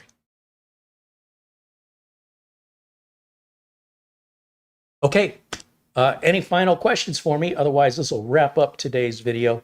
We are right at, about 20 minutes away from being on for 2 hours. I like to keep these live, unedited, unscripted videos at 2 or less hours, just to not make it too intimidating for somebody to click on it and go, do I want to involve myself in a video that long? But this covers every detail, live, unedited, from complete setup, installation, and configuration of the most basic setup, which is universally what I prefer for all of my clients. They like it too. Keep it super simple. It's the KISS method. And in this way, it's easy to maintain. We make our backups, so no matter what happens, we can always recover. On-site backup and an off-site backup. That big 8 terabyte backup will take a while, but then just to keep it updated should be 10, 20 minutes a week. And we could automate it. I don't trust automation. I don't trust technology. I've been working with technology since it was invented as far as home computers go. And the one thing that's remained consistent is do not become reliant on them like a crutch, because it will, you put all your weight on it and you stop thinking about it, it's going to go out from under you one day and you're going to fall and hit hard. So for me, I'm always about prevention. I'll let it automate certain things, but I'm always babysitting it on a regular basis, because when the automation stops working, you may not know until you need it and you find out, oh, this hasn't been working for months, or it's only been partially working and that's why I never got an alert. You know, the customer added some new folder that wasn't included in the backup, and now we go to do a restore because something unexpected happened, and the customer says, hey, where's that stuff I created? And you're like, what stuff? Come to find out, they created some folder that wasn't included on the automatic backup or backup scheduler, and it was never backed up. But you kept getting your alerts, the backup completed successfully. Customer never told you they did it. Anyway, I avoid all of these scenarios by maintaining control and regular auditing. And sometimes the difference between just taking care of it myself and automating it, it's just easier to take care of it myself. Then I know what gets done. I don't have to wonder. I don't have to look at log files. And I can approve it. You know, I get a summary of what it's about to do when I do the synchronization of the files. I can see how many files are changed or being deleted or added. For every client, it usually falls within a certain range. And if it's outside of that range by far, I stop. I postpone it until I talk to the customer. Typically, that'll be the next day because I usually work at night when their offices are closed. And I verify, hey, did you delete a bunch of stuff off the server on purpose? Sometimes they do. They're like, yeah, there's a bunch of stuff on there I've been meaning to get rid of. Fantastic. I just want you to know I'm going to do the backup tonight instead of last night because it looks suspicious. No problem. And then I allow it. With automation, you can set triggers to alert you with stuff like that if you trust it. It does really give you a false sense of trust because it'll usually work. And then you stop checking it. Why am I checking this? It always works. That's when it happens. I can't explain it, but that's just my preference. That's my work ethic. I know it enough not to trust it. Arnold wants to know what's the total cost for this NAS as built. Well, you're at about $235 per drive times 4 drives, and they're 12 terabytes each. These are Seagate IronWolf drives, and you only want to use NAS drives. So Seagate IronWolf or IronWolf Pro are NAS drives, and Western Digital Reds. And the price you spend on your drives will vary depending on where you live and what capacity and what brand and model you're getting. So 235 times 4, plus if you have any VAT or sales tax, and then the NAS unit itself. Now, buying one of these diskless, let's say a modern version of this would be a 923, 924. We can look over at Amazon and let's type in Synology 4-bay NAS, 4-bay diskless. And of course, we're going to see a bunch of different items pop up here. And let me share the screen with you and I'll show you what I'm looking at.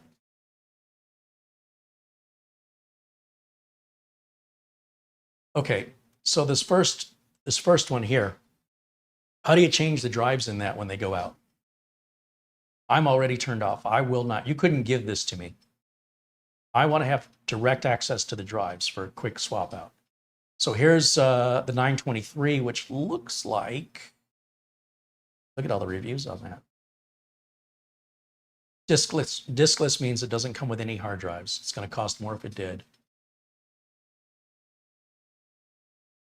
See any available. So I've got to guess it's been replaced with the 924 maybe? They do make rack mounted versions for businesses.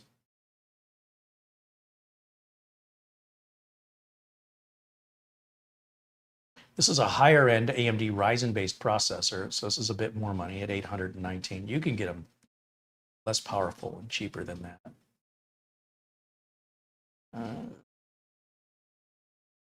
When you see it over 1,000, it probably includes some drives. 24 terabytes. It's got 4 6 terabyte drives included. TerraMasters will be less expensive, but they're also, I don't know. I personally am not a big fan of their quality, and they don't seem to have any repairability. So kind of turned off with the lack of support. However, they're a good value for what you're getting. If you don't mind not having any support or the ability to send it in for warranty work, there's just, as far as I can tell, no way that can be done. Let's see. I could be wrong, but that's my understanding. Is there a 924? Is the 923 the latest? I got to guess the 923 is the latest. Let's sort this by price.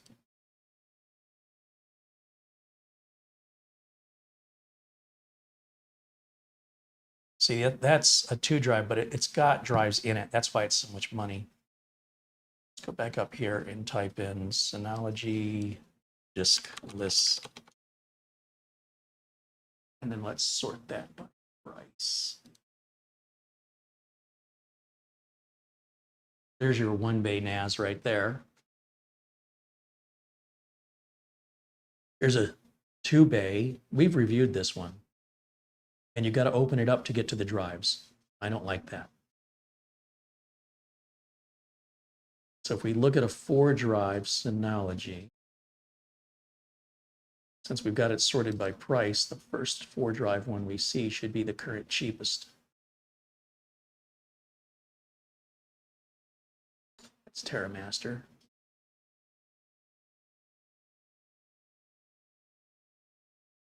This unit was purchased 6 years ago, so really the only additional cost for this customer is my labor and those drives. They've already owned the NAS, and they thought it was dead. They were told to throw it away. I'm like, you were told wrong. These sponsored ones, these kind of show up out of line with the pricing, if you're wondering why the price jumped all of a sudden.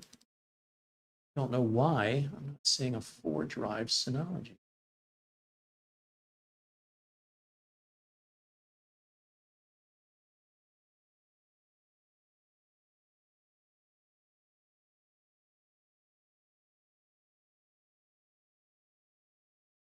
It should be I would guess somewhere around $500, $600 for the 923. That's 4 gigs of RAM, but unless you're running virtual machines on it, you probably don't need much more than that. Depends on the apps. See all buying options. So a little over 600. I guess inflation, I don't know. That seems like it's more expensive now than I've ever seen it. They're pretty safe to buy used and refurbished if they're diskless, just so you know. Again, if you don't care much about warranty. So let's say $250 per drive after sales tax times 4 drives is $1,000. And then this is say $650, $1,650, $1,700 in total for 32 terabytes of storage. If we went TerraMaster, we could save money on this. We'd go down about $500 on that and have 2.5 gig networking, assuming our network was 2.5 gigs, which the customers is not. So that would mean even more money to upgrade all of their computers and switches. So it's not all just one fixed price. It really depends, again, on a lot of variables that you would choose for yourself and your budget. For me personally, I only use 2 drive NASs. I don't need the capacity of 4 anymore.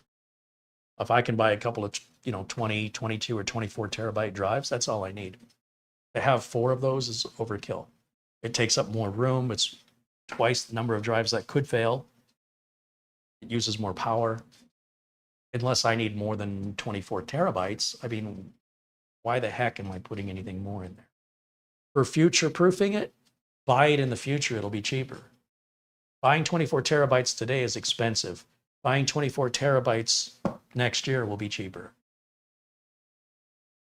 So if you're future-proofing it, you're spending more today for something you don't need today, instead of waiting until you need it and paying for it then, when it'll have a brand new warranty and be less expensive. But to each their own. In a business, it might make more sense to spend the money today, or it might not, depending on the budget of the business and where the business is going. Is it growing, or is it staying stable or shrinking? There's no one answer here. You just kind of have to do the math and figure out what's the proper sum to the math problem you're working on. There's not one sum I can give you that solves every math problem. So you determine what needs to be added up, you do the math, you come up with your number. That number's right for you, nobody else.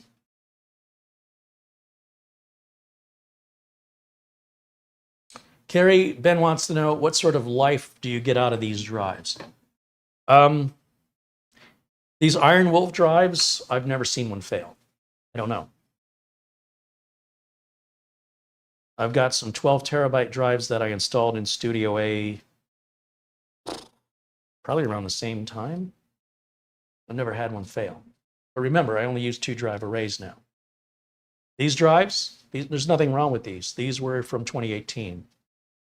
The NAS is left on 24/7. It never gets shut off unless there's a power outage.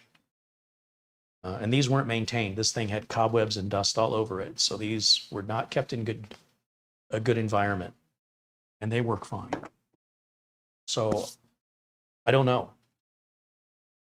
The warranty on these, I think, are 5 years, at least the data recovery warranty. Regardless, if you back up your data, who cares? Drives failing, regardless of the statistical analysis of how many years you can go, is of little consequence to somebody who falls outside the statistic, right? So as long as you have a backup, replacing the drive is no big deal. And in fact, on a NAS, you don't even need to do that. If a drive fails, you simply pop the drive out. Well, the unit is on, if you want to. Swap the drive out, push it back in there, and let it rebuild the array. Who cares what the warranty is, or who cares what the lifespan is of the drive? Nobody, shouldn't say nobody. Customers don't care about that anymore. It's become irrelevant. The thing they care about is the data, and the data is priceless. So if a data means that a business could fail and have to shut down, and all those people that rely on that to feed their families and provide for their families no longer have that job, caring about how long one of these statistically, analytically will last on average is of little consequence or help. to that problem. It's irrelevant. Overall, I haven't had to replace a failed drive in a NAS in over 6 years. Over 6 years. I don't know how much over. Could be 8 or 10 years. I don't know. When I'm replacing NAS drives, it's usually because we've run out of space. These are 2 terabytes each. So if we go 246 plus the fourth one as a spare, and I've already told you they're using 8, it's not going to work. They've outgrown it. There's nothing wrong with these drives. If one drive fails, put another drive in and let it rebuild. If something happens to the NAS and the NAS fails, you still have your backups. It's really not a big deal. And warranty issues, apart from getting the drive for free or not, these drives are super inexpensive. So it's a little consequence financially. I could almost buy one of these 2 terabyte drives cheaper than it would cost me to mail it in for warranty, if it were under warranty. And I'd have to wait a week for it to arrive and a week to get the one back. What am I supposed to do? Go without it for 2 weeks? Just buy the drive on Amazon, have it shipped overnight, plug it in, be done. Warranty, who cares? I mean, unless the drive is a lot of money, it's just as a factor that because of the economy of scale, it just doesn't apply anymore.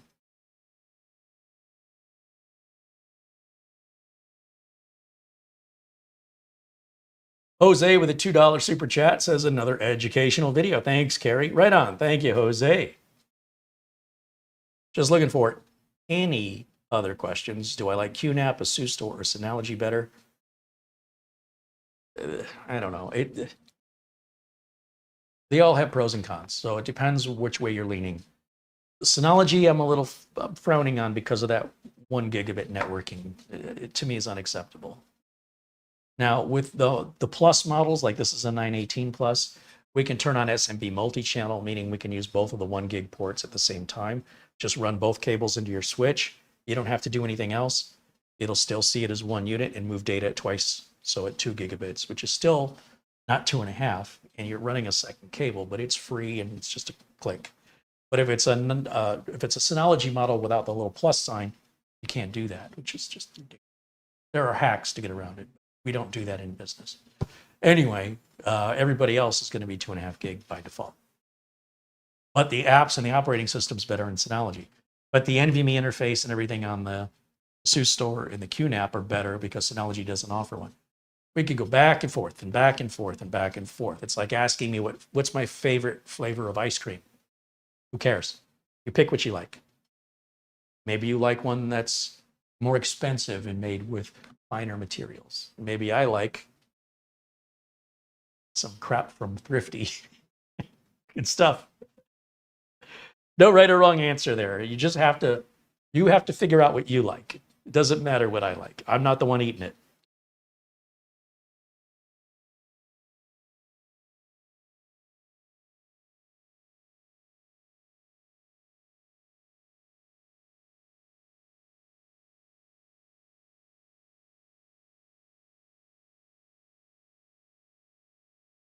Long Dog said, I learned that lesson about automated file maintenance over many years of automation failure.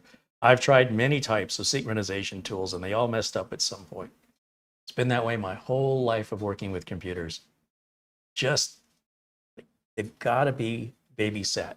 You don't have to helicopter it. You don't have to be constantly micromanaging it.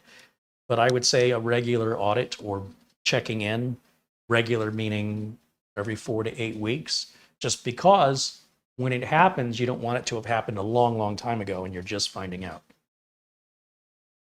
At least I don't know what you want, but that's what I want. I should say not you. I should say I. Everybody does that, right? You know, when you, no. What you mean to say is when I. We not be, you're assuming we're relating. That's presumptuous. And I know people don't think about it when they say it. I get angry at myself when I do that, when I'm aware that I've just done that. You know, when you're driving your car and someone cuts you off? No, I don't. Try again. When I'm driving my car and when someone cuts me off, here's how I feel about it. Valid statement. Please don't be presumptuous.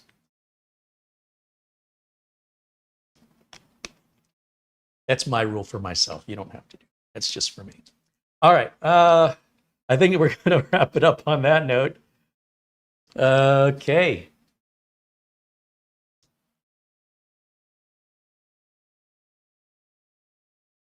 Thank you, Jose. And again, to our Super Chat contributors, which includes Peter VZ and Ben Laird, as well as Jason H88 and David Graham. And thank you for those renewal memberships from our members, Gerardo Quintana Roo, Matthew Burden, 3D Everything, Barry Klein, and Dustin Fuller. Thanks, you guys, for continuing to support us here. And of course, Tamara for doing all the back-end administration that she does. I'm going to have her redo today's thumbnail. I've recycled that thumbnail. She'll, if she hasn't already, give us something a little more closer to the subject matter. I just did this last minute and it's using what I had available.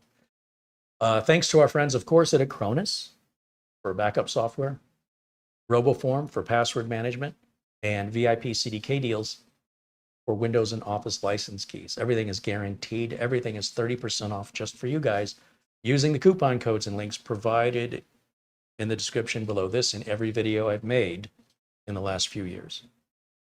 Everything's guaranteed. Peace of mind is assured. And it's a great way to save money on a great product that I use in my business and have been using for years. Otherwise, I wouldn't be offering them at any price. And who am I forgetting? Forgetting somebody. Our friend Peter Laycock. Hope he's doing better. Hey, Buster, if you're watching out there, hello to you, my friend. And of course, Oystein and Frankie B, regular frequent contributors here that are helping us to create content for you. If you see him in the chat, let him know you appreciate him. There's our friend Kelly Stewart. He just recently picked up a NAS. I don't know if he got it configured yet, but I'm sure he'll share that story with us soon enough. That'll wrap it up for me for today. I will see you all again very soon. We always go live on Fridays at 1 o'clock Pacific time. We're going to continue the build, the Project Zero build, which is a full ATX versus micro ATX is what we did last time. What we did last time was white. Today, or Friday, we'll do it and finish what we started last Friday, which is all black. And Mondays, we always do videos for our members only at 1 o'clock Pacific time. Everything is always live, unscripted and unrehearsed. What you see is real, genuine, and authentic. With the coming of AI, this is going to get rarer and rarer in the world we live in. So for those of you who appreciate it, well, we certainly appreciate you right back. All right, guys, I will see you all very, very soon. And until next time, bye for now.